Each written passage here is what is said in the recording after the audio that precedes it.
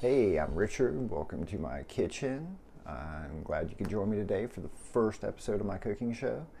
If you didn't watch the intro video, just a quick little summary. I am not a professional chef. I'm a home cook. Everything I've learned, I've learned from watching cooking shows, reading cookbooks, and a lot of trial and error.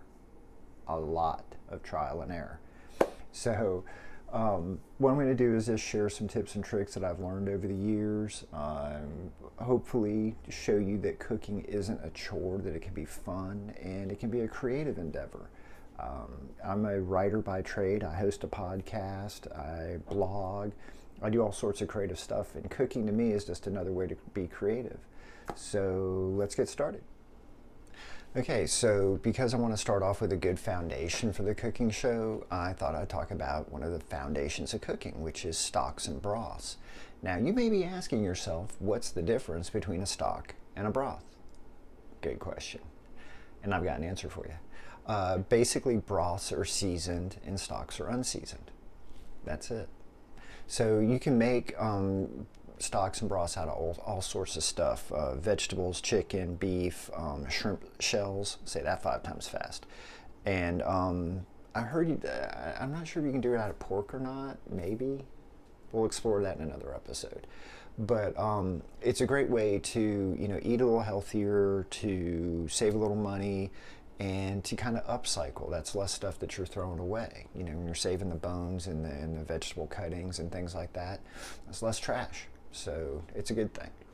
All right, now there's today I'm going to work mostly with vegetable stock because that's kind of the easiest. I figure something easy to start off with and less chance of me screwing it up. So I wanted to show you real quick. This is a bag of chicken bones, mostly thighs. So anytime I cook leg quarters or anything with a chicken bone in, once we're done, get the skin and the fat and everything off and just put the bone in a freezer bag. Got more. Shrimp shells, which is, again, hard to say. Again, I make shrimp, peel it beforehand, throw the shells in the freezer bag, save them. You can make fish stock. Very cool. And then good old vegetable stock.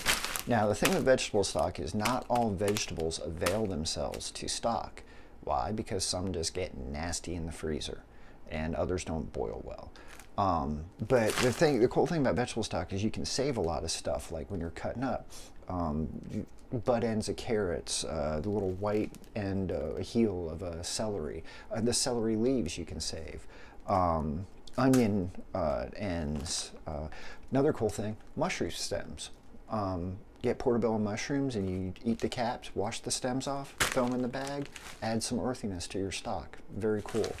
But other things like potatoes, sweet potatoes, most greens, stuff like that just doesn't really work well in a broth. Plus, stuff like this it adds a lot of flavor, right? In this bag here, I've got onion, celery, orange and yellow bell pepper. I think there's some carrot in here and some mushroom stems. So, yeah, it's kind of cool. And, just save it in the freezer. When the bag gets full, you make some stock, you're ready to go. And, of course, anything that you don't use, you can always throw in your compost bin. Very nice. Okay, and then as far as putting I had to get some fuel. Cooking and preparing your broth, you don't need a whole lot. Stock pot. Right here, very nice. Got this at IKEA for I don't know, it was like $8 or something. Stainless steel, had it for years, works great. Slotted spoon, comes in handy. Also, jar, ball jar, mason jar, something like that, you can store it in. It's great. And then finally, a strainer. Now, there's a couple different ways to do this. I'm not as picky as, say, a professional chef who would generally use like cheesecloth to strain stuff, because that way it gets all the particulates out and you have like this really pretty clear amber liquid. If you want to go that route, you're welcome to, but it's kind of a pain in the ass. Personally, just use a colander, strain it out, and you got some good stock. Now, before I get started and make some, I do want to point out, because you're probably wondering, what can I do with it? Well, obviously you can make soups, but you can do other cool things with stocks. Like, for example, when you go to make rice, instead of using water, use chicken stock or vegetable stock. And it's interesting because, like with broth, it's already seasoned. So like for, say, a soup or something, it's a great base because you can pour that in there. It's already got a lot of seasoning. You maybe tweak it a little bit and you're good to go.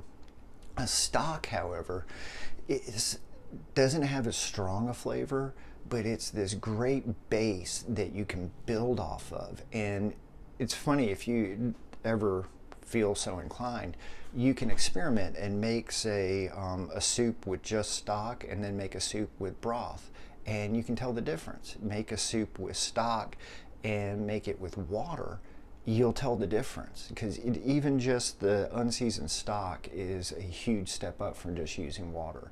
So you can use it for, I mean, go crazy. Next time you boil spaghetti, use vegetable stock. See what happens. Bet you it's good. All right, so I went ahead and added my veg to the pot, and I filled it about halfway.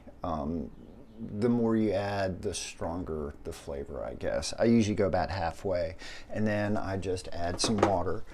And the cool thing about the water is fill it up about, I don't know, about an inch or so from the top, because you're gonna bring it up to a boil, and if you fill it all the way to the top, it's gonna boil over. Trust me, done it on more than one occasion. But get it up about an inch from the top, and you're going to bring it up to a boil. Once it comes to a boil, we're going to drop it down to a simmer, put the lid on, and then it's going to sit and simmer for 2 to 3 hours. Okay, so I lied just a little bit. For stocks, I do tend to add a little bit of seasoning, which I guess technically makes it a broth, but in my mind, it's still a stock. So I add about, I don't know, I guess about maybe a couple of teaspoons of salt to it. I like kosher salt. I'm not Jewish, but I like kosher salt because it's easier to pinch up and get. I like to season with my fingers, so that's all. I'll throw in a bay leaf. Again, it's something that's really subtle. Most of these are broken. It's kind of a subtle flavor, but it just adds a little je ne sais quoi. And then, because I'm a big fan of a little bit of spice, I got some telecherry peppercorns.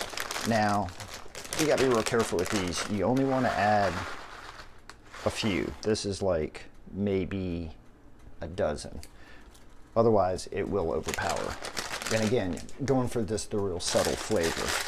And the reason I use peppercorns instead of like ground pepper is because later on when we strain it out, the peppercorns and the bay leaf will get caught when I strain it, and it's less particulate stuff floating around in the broth stock, and it makes it look better.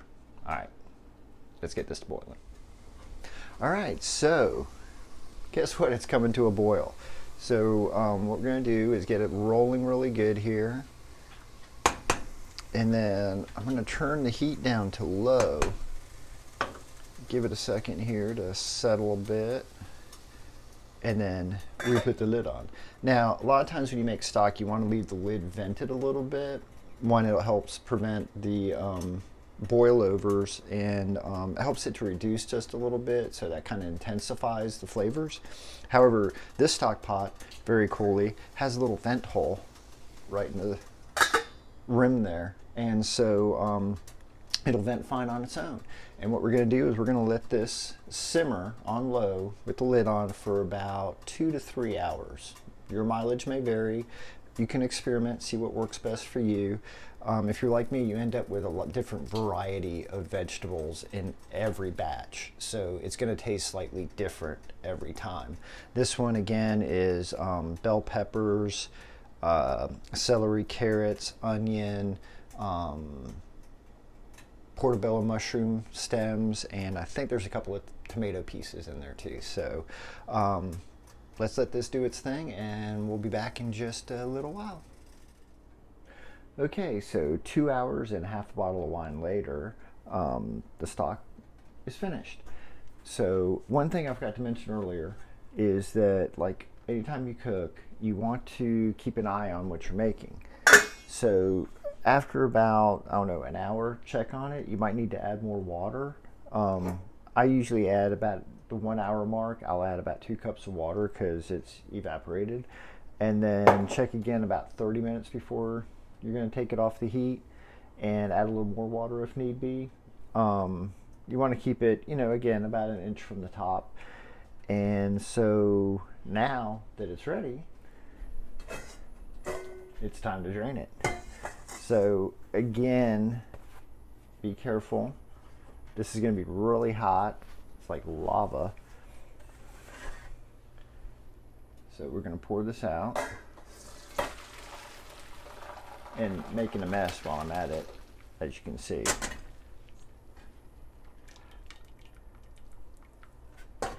But you end up with some nice stock here.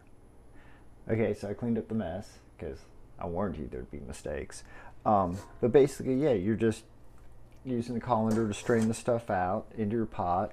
Get it into your mason jar or ball jar, whatever.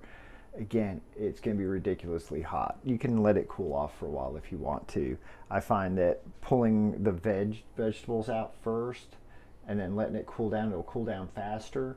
When you fill the jars, fill them to within about a ½ inch of the top. The cool thing is with these, like these ball jars, which are used for preserving, you can put the lid on while it's hot. Not super tight, but just kind of snug. And after a little while, the little popper in the center will get sucked down, and that gives it kind of an airtight seal. And give it, I don't know, 30-45 minutes to cool down quite a bit to where you can actually touch it, and then you can put it in the fridge, and it should be good for a couple of weeks. And again, you can use it for starting soups, rice, pastas, all kinds of stuff. Experiment, have fun with it. As far as the vegetable that's left in here, which I almost touched and burned the hell out of myself, but I didn't. Again, you can compost it. It's pretty much used up at this point, so throw it in the compost pile. If you have pets, you can feed them like the carrots and celery, no onion, and probably no tomato, but I know my dogs love it, and you'll occasionally see them pass through here, and I may feed them things, so you got that to look forward to. So anyways, that's how you make a basic vegetable stock. I hope you enjoyed this, that you got something out of it. If you got questions, leave them in the comments. Feel free to subscribe. I hope to see you on the next episode. I'm not sure what I'm going to make, but it'll be something interesting, and I'll probably make a mess again. Until next time, cheers.